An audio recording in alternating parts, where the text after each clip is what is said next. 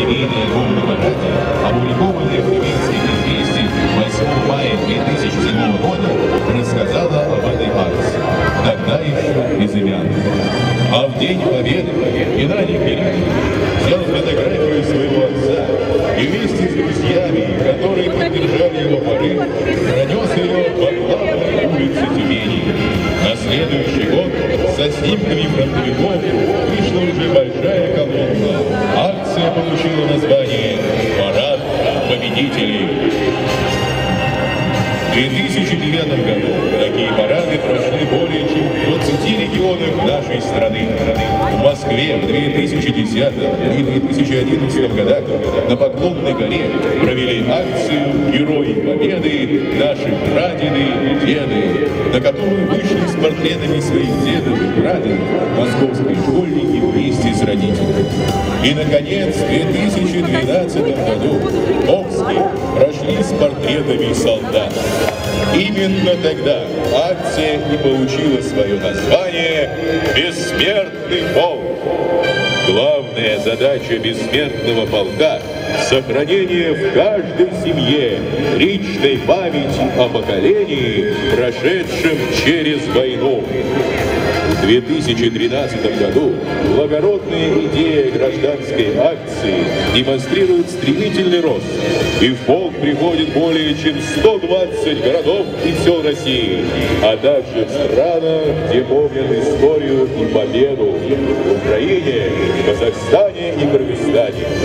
Благодаря слаженной работе координаторов, подчиненной уставу полка, была заложена подлинно народная национальная традиция.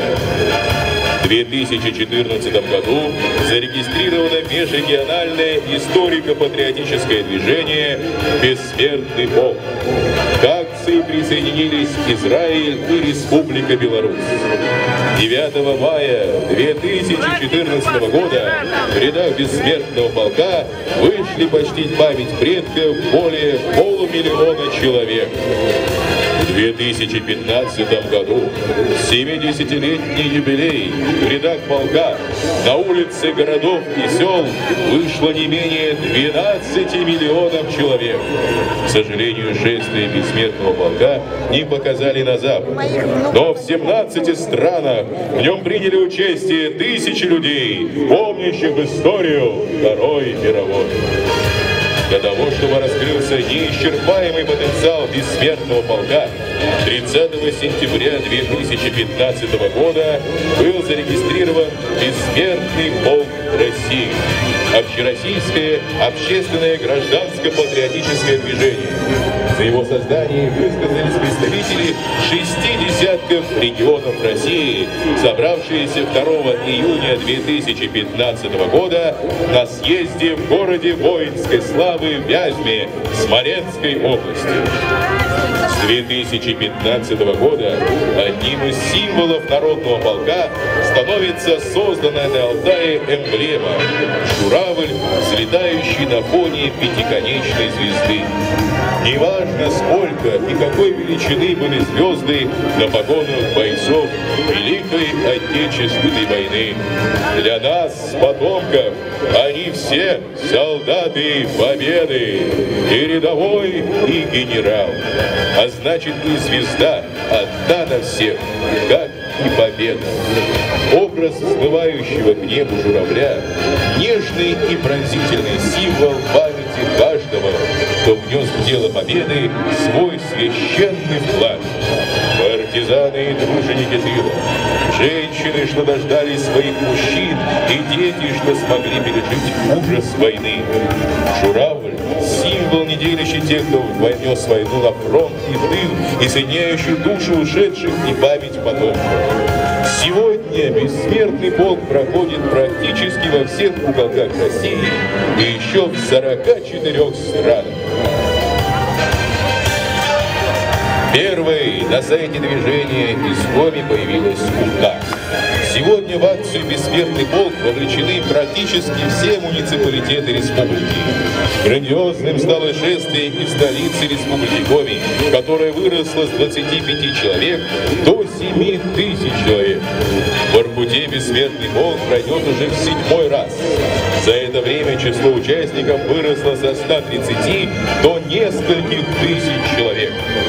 Бессмертный полк помогает сохранить историю победы в Великой Отечественной войне и передать память о ней будущим поколениям.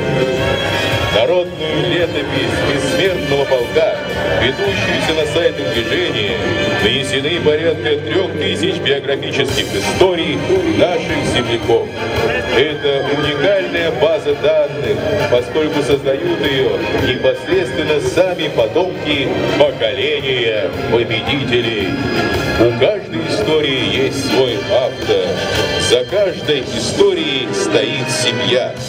Благодаря базе данных Бессмертного полка люди находят родственников, связи с которыми были утеряны.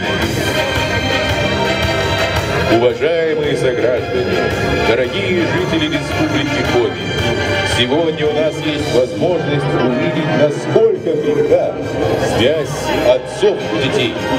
Знать, что наши истории и победы наших дедов в памяти поколений.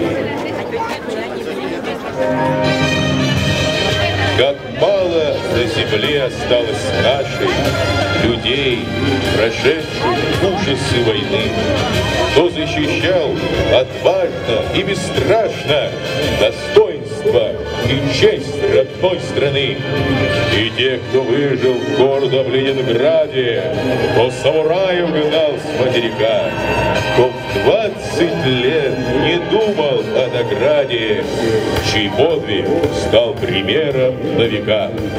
Опять весна шагает по планете, но в том победном памятном году.